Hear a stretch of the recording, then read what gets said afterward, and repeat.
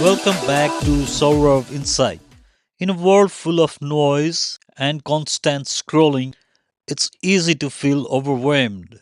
My goal isn't to add to that noise, but to help you to filter it, to connect the dots, so that you can find a moment of clarity.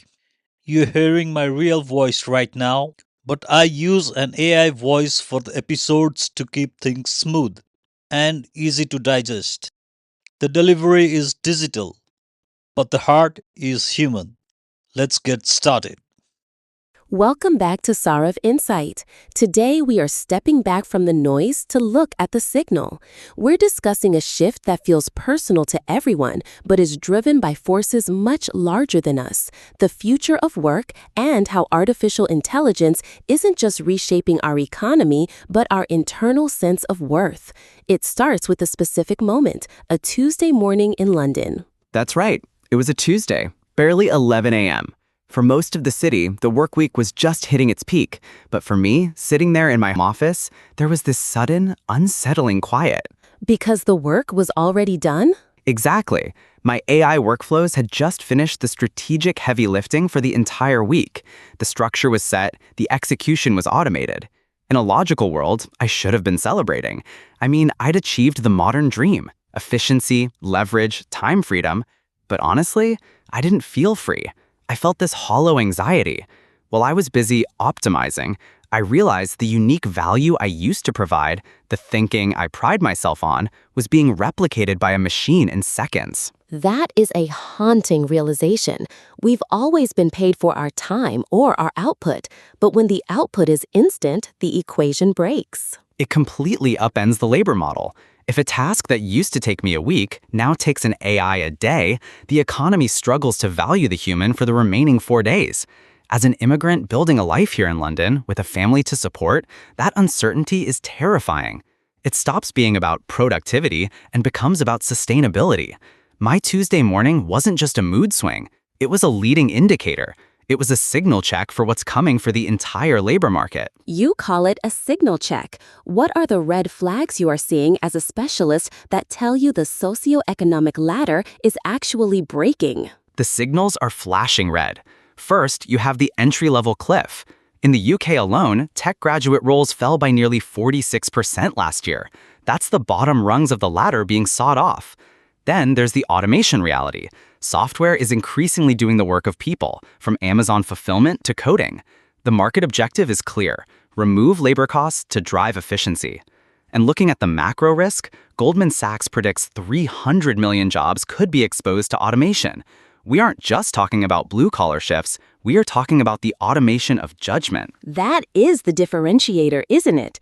Unlike the steam engine, this touches the cognitive work we thought was exclusively human. Precisely. The velocity is different.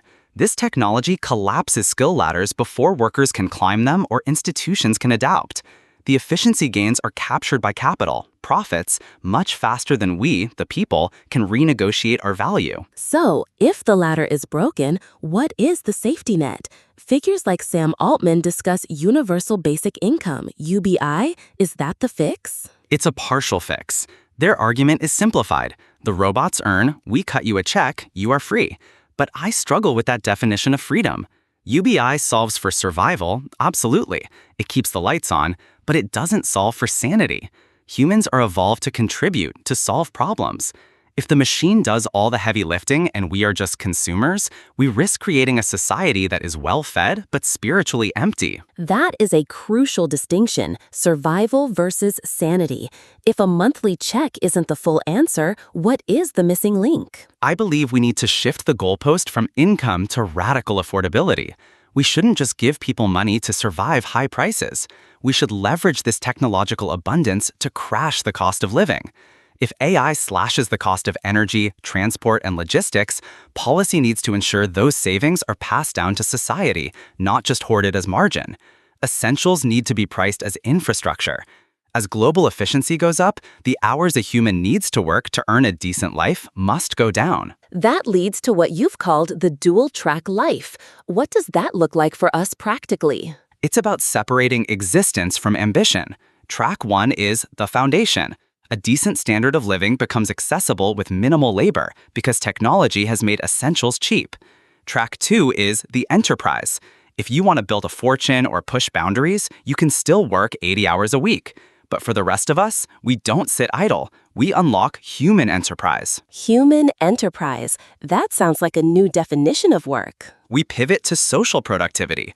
Think of all the things the market ignored because they were hard to price. Caregiving, community cohesion, civic repair, raising children with deep, unhurried attention. For me, as a father, this is personal. It's about cultivating life. It's about having the bandwidth to guide my daughter, or to focus on inner clarity and psychological growth. These become our primary contributions, not our side hobbies. That sounds incredibly enriching, but systemic change takes time. As a scout, what is the individual mandate right now? What can we do today? We can't wait for policy. We need to take control of our inputs. I'm running a personal experiment called an algorithm audit. I'm treating my feeds not as windows to the world, but as mirrors of my subconscious.